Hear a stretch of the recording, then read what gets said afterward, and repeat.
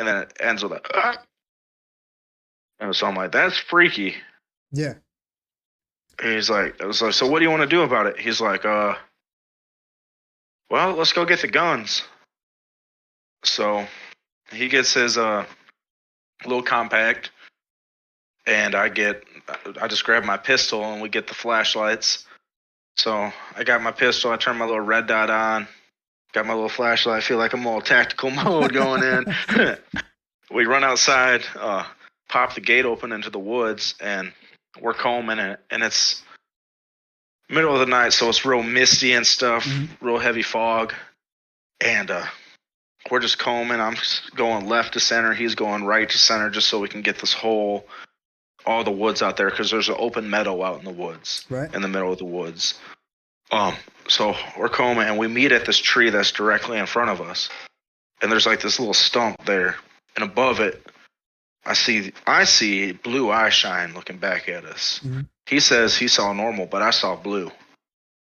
So we're looking at this thing, and I'm like, hey, bro, look at that. We got guns aimed at it. I'm like, well, let's see if there's anything else. So we're dumb, and we take our flashlight off of it, and we're combing. It's not there, so I comb back to the left, and I see this thing. So it's taller than me. I'm about 5'10", 5'11" on a good day. Depends who's asking. And this thing's a little bit taller than me. And so I'll say it's about like 6'3", 6'4". And I just see it running off to the side. Off into, there's a swamp back there. And it's just running there. And I'm like, oh, dude, that might be what we were yeah, for sure hearing. And that was it with that thing. But we're just like, yeah, but that's actually not the first time I've heard something described like that as well, man. And one of the most this thing that people have been telling me. So I grew up in the Appalachian Mountains, right? And so in that mountain range in East Tennessee, up around the North Carolina, Virginia border, and I've been in plenty of woods, man. But I'd never heard about this metal grating sound before, right? But it's funny, like over the last, when I was on vacation, man, people were still sending me stuff. So I came back, man. I'm just now actually getting caught up reading what everybody had sent me, right? And supposedly, I came across 3 or 4 different stories that came in about this metal grating sound, right? And then I saw an article on X when I was reading it as well.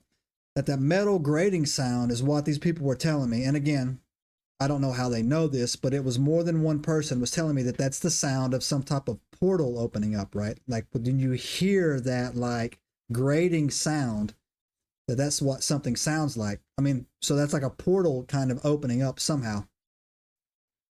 And there's also a very famous story about Skinwalker Ranch about this dude who just went there and he wanted to meditate on the property. Did you hear this story? Have you heard this?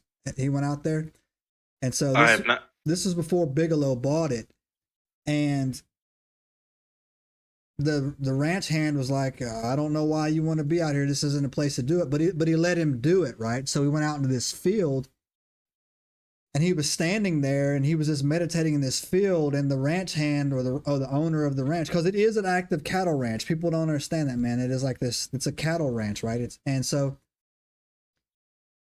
he said that a predator creature with a glimmer suit in the eyes screamed in a tree, jumped down, ran all the way across the field, got right in this guy's face and yelled. The guy freaked out, man, fell back, jumped up in a panic, man, and just tried to run off the ranch. The hand got a hold of him and got him off the ranch as well, man. So, and when we talk about these ley lines that were intersecting in the area, they were saying it's the same thing, man, with the Skinwalker Ranch stuff, man. They have plenty of poltergeist activity out there or just weird stuff, man, on top of, describing what you just saw as well, man.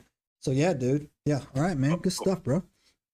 I wasn't going to, after you just said that, especially with the thing getting in the dude's face, I wasn't going to say it because it's not my part of the story. Right. So, Caleb, forgive me, but he's told the story on my show. So I'll give like the brief runaround of it.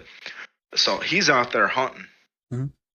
after the fall after this happened, and he likes to take his little naps out there. That's his relaxing time. He's out in the woods in the snow, all bundled up, leaning against a tree. He likes to take a little nap before the deer get out there. So he'll get out there early, and so he starts to doze off.